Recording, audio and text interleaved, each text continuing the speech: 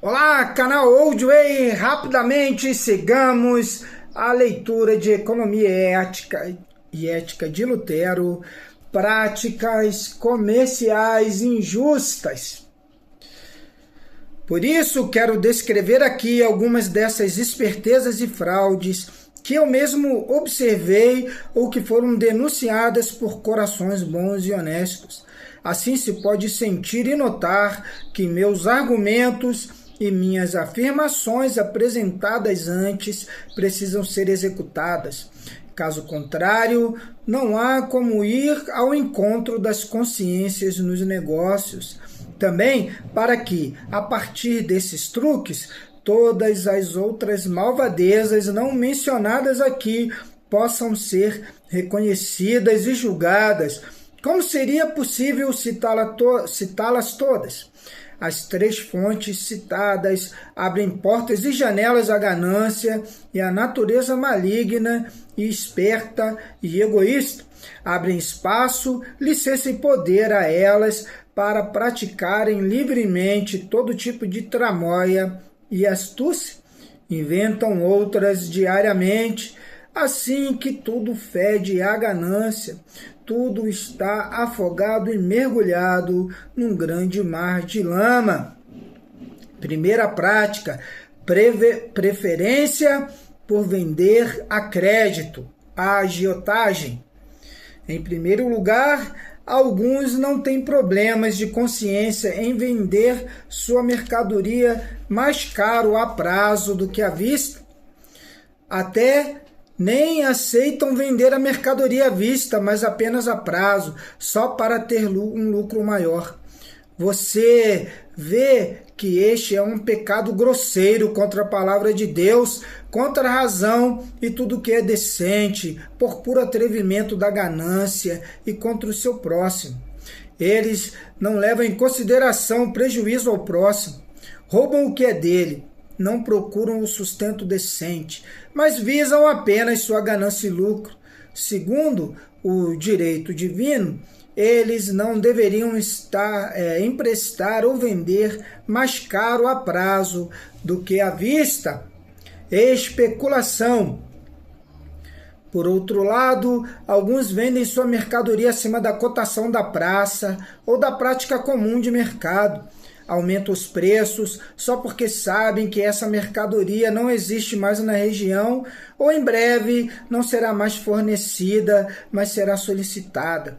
Está aí o olho malicioso da ganância, que se fixa na necessidade do próximo, não para supri-la, mas apenas para aproveitar-se dela e enriquecer com o prejuízo do próximo. São todos uns ladrões, assaltantes e agiotas públicos. Formação especulativa de estoques, monopsônio e monopólio. Também aqueles que compram todo o estoque de algum bem ou mercadoria numa região ou cidade para ter em suas mãos e então poder fixar o preço, aumentá-lo e vender tão caro quanto quiserem ou puderem. A regra de vender uma mercadoria tão caro quanto se quer ou pode está errada e não é cristã. Muito mais monstruoso é, além disso, comprar sozinho todo o estoque de uma mercadoria. Os códigos imperiais e civis proíbem isso, chamam isso de monopólios, ou seja, práticas comerciais egoístas que jamais devem ser toleradas nas cidades e nos territórios. Os príncipes e senhores deveriam impedir e castigar essa prática se quisessem cumprir sua função. Esses comerciantes agem como se as criaturas e os bens de Deus tivessem sido criados e dados exclusivamente a eles, como se pudessem tirá-los de outras pessoas e tabelá-los segundo seu próprio capricho. Formação voluntária de estoques. O caso de José. Há aqueles que querem apelar ao exemplo de José em Gênesis 41, de 48 a 57.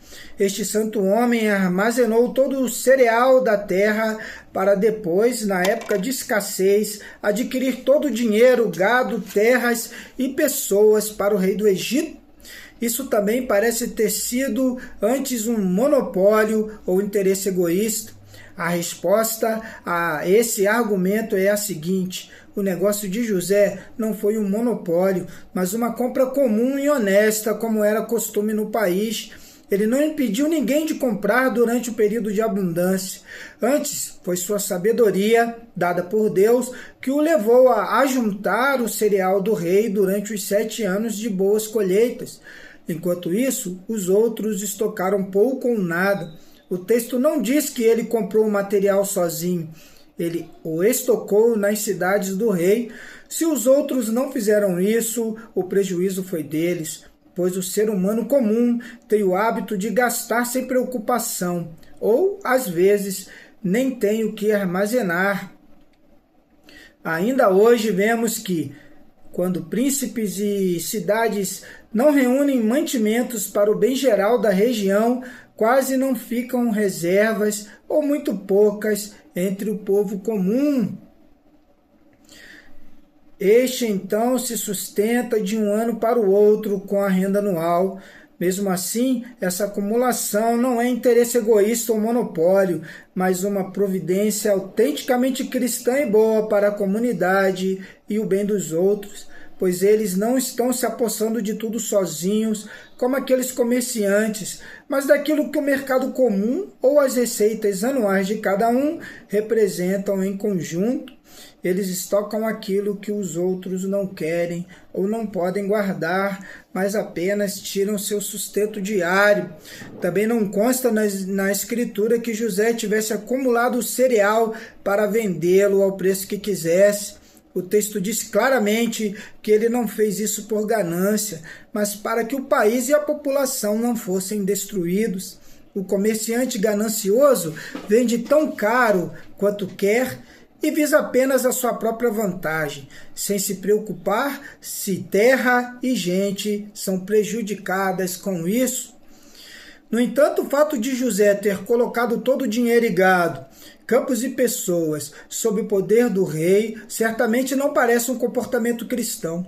O Evangelho e o amor cristão ensinam que ele deveria ter dado isso gratuitamente aos carentes. Mas ele agiu bem e corretamente. José exercia o governo secular em nome do rei. Já ensinei muitas vezes que não se deve nem se pode governar o mundo segundo o Evangelho e o amor cristão. Deve-se governá-lo segundo leis rigorosas, com espada e força, porque o mundo é mau e não aceita o Evangelho nem o amor. Antes, age e vive segundo o seu atrevimento, se não é obrigado à força. Caso contrário, ao praticar o puro amor, todas as pessoas iriam querer comer, beber e viver bem das posses das outras, e ninguém trabalharia. Cada uma iria tirar o que é da outra. Isso criaria uma situação em que a convivência se tornaria impossível. Por isso José agiu corretamente. Deus mandou que ele se apossasse de tudo através de uma compra justa, favorecida pela ocasião. Assim, segundo o direito civil, o povo se veria forçado a vender a si e a tudo o que possuísse. Naqueles países, sempre houve um regime rigoroso, bem como a prática de vender pessoas como qualquer mercadoria. Além disso, sem dúvida, ele, como cristão piedoso, não permitiu que os pobres morressem de fome. Como diz o texto, depois de ter sido investido no cargo de juiz e na autoridade de rei, José coletou o cereal, vendeu e distribuiu para o bem e o proveito do país e das pessoas. Por isso, o exemplo do fiel José está tão distante da ação dos comerciantes desleais e egoístas quanto o céu está da terra. É mais ou menos isso que eu quis dizer com excurso. Voltemos agora aos tópicos. Dumping. Outra coisa. Algumas pessoas não conseguem firmar seu monopólio ou transações comerciais egoístas porque outras também têm a mesma mercadoria e os mesmos bens. Então elas passam a oferecer sua mercadoria tão barato que as outras pessoas não conseguem acompanhar. Estas são forçadas a deixar de vender ou arruinar-se, vendendo tão barato quanto aquelas. Assim se instala um monopólio. Aquelas pessoas não merecem ser chamadas de seres humanos, nem morar entre a gente, não merecem sequer ser orientadas ou advertidas, pois, nesse caso, ao invés de a ganância, são tão inconvenientes e atrevidas que a pessoa prejudica outras, inclusive através de seu próprio prejuízo, para que, a todo custo, seja a única dona da praça. As autoridades fariam bem em tirar delas tudo o que possuem, expulsando-as do país. Na verdade, não seria necessário mencionar esses abusos, mas eu os incluo para que se veja quanta malandragem existe nos negócios comerciais, para que todas as pessoas saibam o que acontece no mundo e previnam-se contra essa classe perigosa. Corretagem. Outro golpe refinado é aquele em que uma pessoa obriga-se a vender para outra mercadoria que ela mesma não tem, com a promessa de fornecimento no futuro. Por exemplo, um comerciante vem a mim e pergunta se tenho determinada mercadoria. Digo que sim, mesmo quando não a tenho. Mas, ainda assim, vendo-a por 10 ou 11 florins, quando ela é vendida por 9 florins ou menos. E prometo entregar dentro de 2 ou 3 dias. Então vou e compro essa mercadoria, já que eu sabia de antemão que a compraria por menos do que a vendo. Entrego a mesma e sou pago. Assim estou fazendo negócio com dinheiro e bens de outra pessoa sem qualquer risco, esforço ou trabalho. E fico rico. Chama-se isso de ganhar a vida na rua com dinheiro e recursos alheios, sem precisar viajar por terras e mares. Especulação com preços. Outra forma de ganhar a vida na rua é a seguinte: um comerciante encheu o bolso de dinheiro e não quer mais aventurar-se com suas mercadorias por terras e mares, mas só fazer negócio certo. Então, ele se estabelece num grande centro comercial. Ali fica sabendo que um outro comerciante está sendo apertado por seus credores, necessitando de dinheiro para pagar. Este não tem dinheiro, mas ainda dispõe de boas mercadorias. Então, primeiro manda alguém de suas relações comprar essa mercadoria. Oferece-lhe 8 florins, quando ela vale perfeitamente 10. Se ele não aceitar, manda ainda outra pessoa, que lhe oferece 6 ou 7, de modo que o pobre comerciante fica necessariamente preocupado, pensa que a mercadoria está baixando de preço. Por fim, fica satisfeito com 8 florins para conseguir dinheiro em espécie e não ter que sofrer mais prejuízo nem passar vergonha. Acontece até que comerciantes em apuros semelhantes procuram esses tiranos e oferecem a mercadoria por dinheiro para conseguir pagar. Esses insistem tanto tempo até baixar o preço, a ponto de pagar o quanto querem. Tais financistas são chamados de degoladores ou sanguessugas, mas passam por gente muito habilidosa. Cartel. Outra forma de comércio egoísta acontece quando 3 ou 4 comerciantes têm em suas mãos 1 ou 2 tipos de mercadoria que outras pessoas não têm ou não estão oferecendo. Ao perceberem que essa mercadoria vale muito e encarece diariamente por causa de guerras ou catástrofes, eles combinam entre si e alegam diante das outras pessoas que há grande procura por essa mercadoria e poucos a têm para oferecer. Mas se houver quem a tenha, eles colocam um estranho como testa de ferro, mandam este comprar todos aqueles bens, com a mercadoria totalmente em suas mãos, fazem entre si o seguinte acordo: já que não há mais dessa mercadoria, nós a venderemos por um preço tal que quem a vender mais barato pagará uma multa de tanto. Ouço que esse abuso é praticado mais pelos comerciantes ingleses, na comercialização de tecidos ingleses ou londrinos, e é do conhecimento que reúnem uma câmara especial para esse comércio, como a Câmara de uma cidade. Todos os ingleses que vendem tecidos ingleses ou londrinos precisam obedecer a essa Câmara ou serão punidos. Essa fixa o preço de seus tecidos e o dia e a ocasião em que deverão estar em oferta. O presidente dessa Câmara tem um prestígio não muito inferior ao de um príncipe. Veja até que ponto chega a ganância e quais são as suas consequências. Deságio. Também preciso contar o seguinte: eu vendo pimenta ou algo similar a alguém para ser pago num prazo de meio ano. Sei que o comprador precisa revendê-la logo para fazer caixa.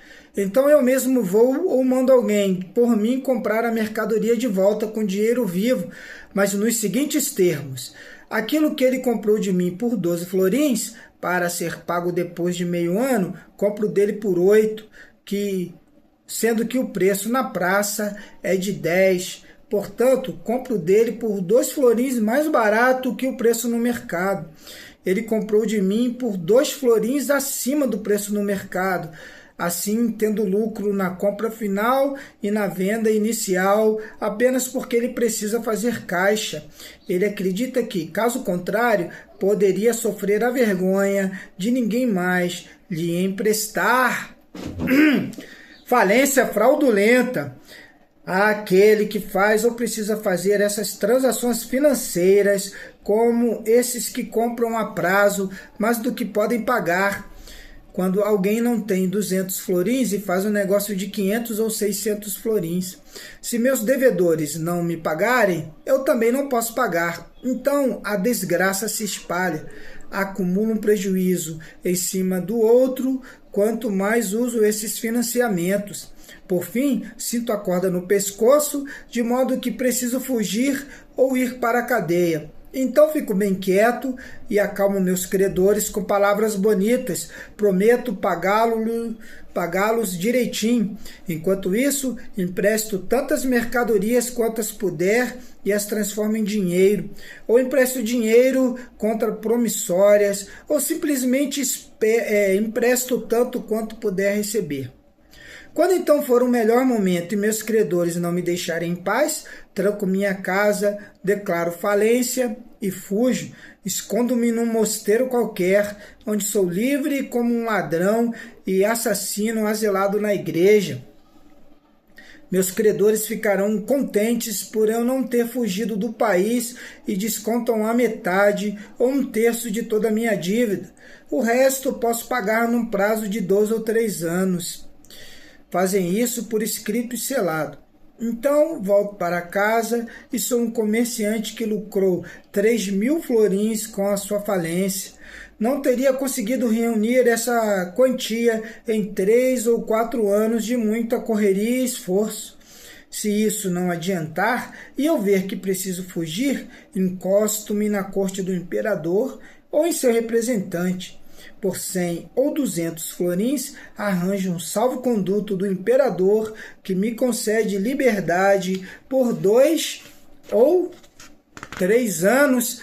Posso passar diante de todos os meus credores por ter supostamente sofrido um grave prejuízo, conforme argumento, para que o salvo-conduto também pareça ter sua razão justa e divina. Isso sim são velhacagens, coisas de velhaco. Estamos acabando. Empréstimos a juros fixos, com risco do empreendedor. Outro golpe muito comum nas empresas comerciais, uma pessoa investe por 6 anos 1.000 ou 2.000 florins junto a um comerciante. Este negocia com dinheiro, lucrando ou perdendo, e paga anualmente 200 florins de juros fixos àquela pessoa. O lucro será seu. Se não lucrar nada, precisa pagar os juros a si mesmo. Com isso, a pessoa que aplicou seu dinheiro está prestando um grande serviço ao comerciante. Este acredita que com os 2.000 florins pode lucrar 300. Por sua vez, o comerciante presta um grande serviço àquela pessoa, pois senão seu dinheiro ficaria parado sem dar lucro algum. É muito injusta essa prática comum, é uma verdadeira agiotagem. Tenho que mencionar mais uma situação a título de exemplo. Como falso, dar e tomar emprestado levam à desgraça. Algumas pessoas notam quando o comprador tem problema de liquidez e não cumpre seu prazo. Então conseguem a compensação de forma muito refinada. Eu encaminho um comerciante estranho para que este compre mercadoria daquela pessoa, digamos a 100 florins, e falo: quando você tiver comprado toda a mercadoria dele, prometa-lhe dinheiro vivo ou indique-lhe um devedor confiável. E quando você tiver a mercadoria, traga-o a mim como sendo seu devedor e faça de conta como se eu não soubesse que ele me deve. Assim, sou pago sem lhe dar nada. Chama-se isso de espoliar e arruinar a outra pessoa de modo implacável, junto com todos aqueles aos quais ela também deve. Isso acontece quando se dá e toma emprestado de forma não cristã. Último desse vídeo, comércio fraudulento. Da mesma forma, também se descobriu como guardar ou embalar mercadorias ou bens para aumentar seu volume. Estocam pimenta, gengibre, açafrão em coberturas ou porões úmidos, assim que aumentem de peso. Vendem tecido de lã, seda, marta, chinchila em porões ou galpões escuros, cortando a ventilação.